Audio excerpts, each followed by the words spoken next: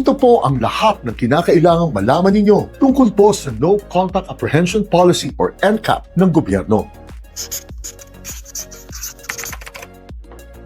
Una, ipinatutupad na pong muli ito mula pa noong May 26 noong nakaraang taon po. Matapos pong maglabas ng isang partial decision ng ating Korte Suprema na pumabor po sa proyektong ito. Pangalawa, sa ngayon po ay MMDA pa lang ang may karapatan at kakayahang magpatupad ng NCAP sa kanyang nasasakupan. Kaya sa mga major roads ng Metro Manila pa lang po ipinatutupad ito. Katulad po ng EDSA, C5, Commonwealth Avenue, Rojas Boulevard at Quezon Avenue po. At wala pa pong desisyon ng ating Korte Suprema kung papayagan na po ang ibang lokal na pamahalaan na magpatupad na rin po ng ganitong sistema sa pamamagitan lang po ng kani-kanyang ordinansa. Pangatlo, ang NCAP po ay gumagamit ng Artificial Intelligence or AI upang matik na suriin ang lahat ng nakukuhang photos and videos ng mga CCTVs at cameras na nakalagay po sa mga dinadaanan ninyo at matik na pipiliin po ang mga sasakyan na gumagawa po ng mga traffic violations dito. Katulad po ng beating the red light o mga swerving po. At matapos pong i-manually verify ang mga napiling traffic violations po ng AI system na ito, ipapadala na po ang notice of violation sa email address at sa LTMS portal account po ng nakarehistrong may-ari ng nahuling sasakyang ito. Pang-apat, kaya ugaliin na po ninyo na regular pong i-check ang email ninyo at ang LTMS portal account po ninyo dahil mabigat po ang penalty kapag hindi po kaagad nababayaran ito. Bukod pa po sa mataas na penalty fees, hindi rin po makakapag-renew kayo ng mga lisensya at sasakyan po ninyo hanggat hindi po lahat nababayaran ito. At ang panglima po, kapag hindi po makatarungan ang NCAP violation na ipinataw po sa inyo, pwede nyo pong i-contest ito within 7 days sa MMDA e-contest platform po nito. O kaya naman personal po kayong dumulog sa MMDA Traffic Adjudication Office po upang magreklamo. Tandaan po ninyo ito na ang pinarurusahan po ng NCAP ay ang nakarehistrong may-ari ng sasakyang nahuli po nito. Kaya pag nagbenta po ng motor o ng sasakyan po kayo, siguraduhin nyo po na nailipat na sa pangalan ng bagong may-ari ang nasabing binenta po ninyo. At siguraduhin nyo pong may kopya ng deed of sale kayo dahil baka kailanganin po ninyo ito. Sa susunod na linggo, usapang human rights naman po tayo.